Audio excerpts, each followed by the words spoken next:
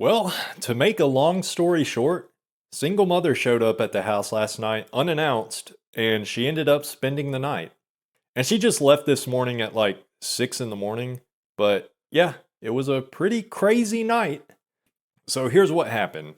Last night around 11 p.m., I hear someone banging on the door. And I was already awake, by the way. I had actually just got out of bed to rock baby back to sleep. But anyway, so I go out to answer the door, and I mean, the knocking was really loud. So my mom woke up too. So I handed the baby over to my mom and I went to answer the door. And I looked through the peephole and I saw a single mother standing there, and I'm thinking, okay, what the hell's going on? Because it's pretty weird, because for one thing, she could have just called instead of banging on the door in the middle of the night like that. But anyway, so I answered the door and immediately I could see she was crying. And she was like, I'm sorry, I didn't know where else to go. And so she comes in and basically she's saying she got in a big fight with her ex. And I don't know if he threatened her or something, but she said she didn't feel safe at her house. So she came over here. And as she's saying all this, she was obviously pretty drunk because she wasn't explaining things very well. And I mean, I don't know, you could just tell she was drunk. And it was just her, by the way. She said her son was staying at her parents' house. So, anyway, my mom was immediately like, calm down. It's okay. You can stay here. And then she tells her she can sleep in my bed and I can sleep on the couch, which, I mean, I guess I was fine with that, but I don't know. I mean, whatever. I don't really care. But what did piss me off, so single mother went to the bathroom and I was in my room trying to clean up a bit and, making sure that my computer was shut down because the last thing I need in my life is for a drunk, hysterical woman to find audio recordings of me talking about how I got boned up from her rubbing the top of my head. So, anyway, yeah, I was doing that. Then my mom barges in and she got real serious all of a sudden and she was like, "You better be a gentleman." And I was just like, okay. Because I don't even know what she meant by that. Because I wasn't acting any kind of way. Like, I was actively being a gentleman, actually, at that very moment by trying to clean up my room as much as I could. And it sounded like she was implying that I might try to take advantage of single mother or something, which also is ridiculous because my mom has known me my whole life. And not once have I ever given her any reason to think I would not be a gentleman at a time like this. And actually, it's extra ridiculous because of something else my mom did later, but we'll get to that. I mean, I mean, it kind of is funny now that I think about it, but yeah, we'll get to that in a minute.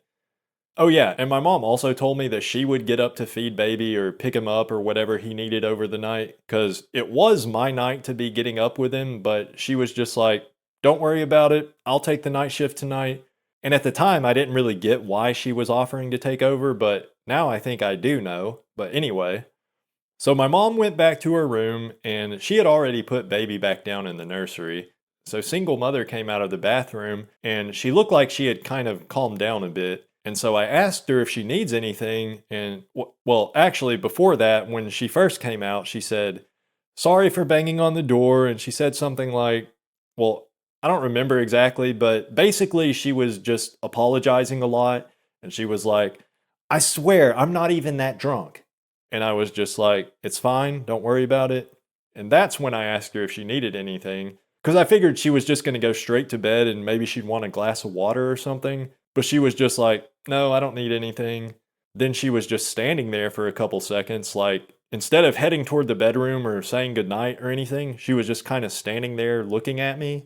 So after a few seconds, I was about to ask her, "Are you okay?" Because I don't know, it kind of looked like she was thinking or something. But before I could say anything, she was like, "Actually, I need to vent. Do you mind staying up with me for a few minutes?"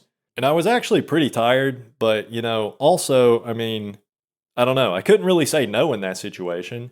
And I don't know if I even felt this way in the moment, but now looking back, it is a pretty good feeling for me just that she would even want to talk to me like that. Here I am, KHHV certified loser, and this woman that I'm very attracted to, she wants to stay up talking to me in the middle of the night. So, yeah, what can I say? It was a good feeling. Call me pathetic for this if you want, but It's a good feeling. It feels good. So we went to the living room and sat on the couch. And I'm not going to try to reenact the entire conversation here, but I will try to remember the important parts. Well, at first, when we first sat down, she was just apologizing more, and she kept repeating, like, I'm not even that drunk, I promise. Like, she said that several times throughout the night, which just makes me think she was that drunk. But anyway, she kind of just rambled on about how her husband never respected her, and I don't know, she told me a lot about their custody situation with their son, and honestly, it sounds like a big, complicated mess, but I don't really remember that much of what she said about it. Like the way, and this isn't necessarily because she was drunk, because it's kind of like this every other time I've talked to her too, but the way she explains things is just really disorganized and it's hard to follow. But I did notice a lot of what she was saying was stuff that she had already told me about. But anyway, I guess the most pertinent information she told me was about what had happened that night, like, why she ended up coming over here to begin with. So apparently, what happened was her husband had gone over to her house that night. And I mean, I guess it's his house too, but he hasn't been staying there for a while. But anyway, so he had gone over there so they could talk about their divorce proceedings. And she said her whole goal was to try to get him to agree to give up custody 100% because she doesn't want him to be around their son at all. And I guess he had said something to her before that made her think he was considering it. But she said when he got there, he just immediately started shouting at her and he was calling her a whore. And the thing that had set him off apparently is, get this, he had seen her car parked at my house the other day.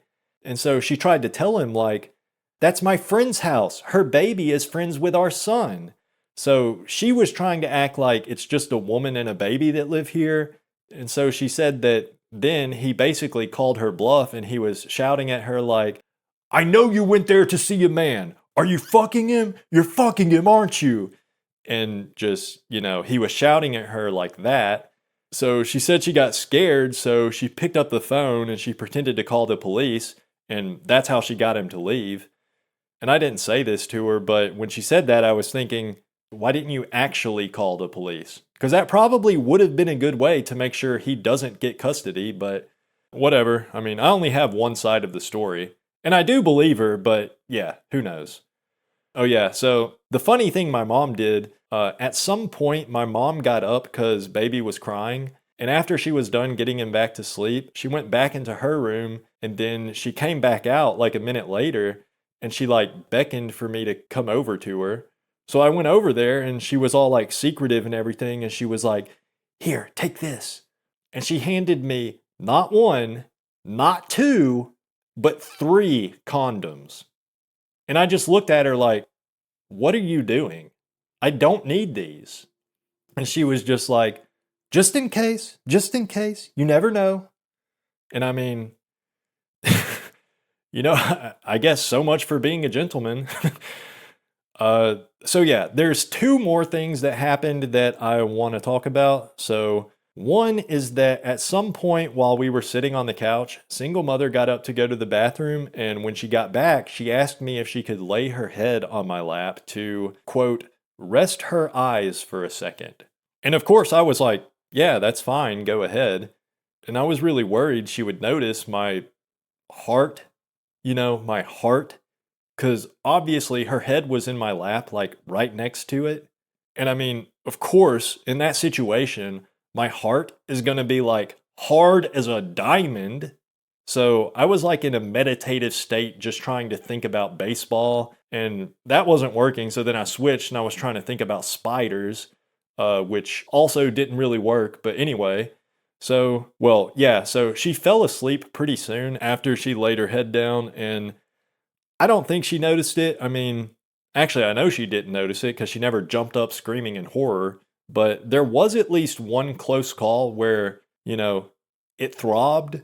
And she definitely did feel the material of my pants moving because she kind of shifted position. But I'm pretty sure she didn't actually realize what it was. Because, like I say, she didn't like jump up screaming or anything.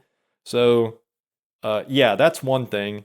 And yeah, that was probably like 2 a.m. when she fell asleep. So then I was just sitting there afraid to move because I didn't want to wake her up. So I just sat there browsing forums on my phone till like 5 a.m. or something, whenever it was she woke up. So basically, yeah, she woke up around 5 a.m. and we talked for a few minutes. And I was telling her I could give her a ride home, but she insisted on getting an Uber instead. Because I don't know if I mentioned this before, but that's actually how she got here too. She took an Uber. Because she said she was afraid her husband would see her car in the driveway again, which, that makes sense. So she didn't want her husband to see me dropping her off either. And I don't know if she's just paranoid or if he's actually psycho enough to just be watching her house all night. But anyway, she called an Uber and it took like 30 minutes to get here. So by the time she left, it was almost 6. So anyway, the other big thing that happened when she was leaving, she gave me a big hug and she kissed me on the cheek. So I guess I can't say I'm a kissless, hugless, handholdless virgin anymore. And I mean, it did feel really, really good when she hugged me. The hug was actually better than the kiss on the cheek. But anyway, I know to all of you listening to this, it might sound like she likes me because she did kiss me on the cheek. But I think there's a lot of like subtle things about her body language and everything. Like, if you were there, you would agree with me 100%. But yeah, I'm still like 99% sure she's not interested in me in a romantic way. Like, it's hard to explain, but the kiss on the cheek, it just had the vibe of like a friendly thing. It just didn't have a romantic vibe to it. It was more like a, you know, thank you for letting me treat you like my gay best friend type of kiss. Because that's really kind of how the night was. She was just kind of dumping off all her emotional baggage on me, and I was just sitting there taking it, and I get nothing in return, other than a hug and a kiss on the cheek. And honestly, at this point, I do kind of feel pathetic in a way, because when I think about it, yeah, I just let her dump all this emotional baggage on me, but I'm not getting anything in return for it. And I know it's my own fault for not setting boundaries because I should have just, like, when she asked me if I would stay up and let her vent to me, I should have just been like, nah, I'm going to bed. But I don't know, maybe that would have been rude.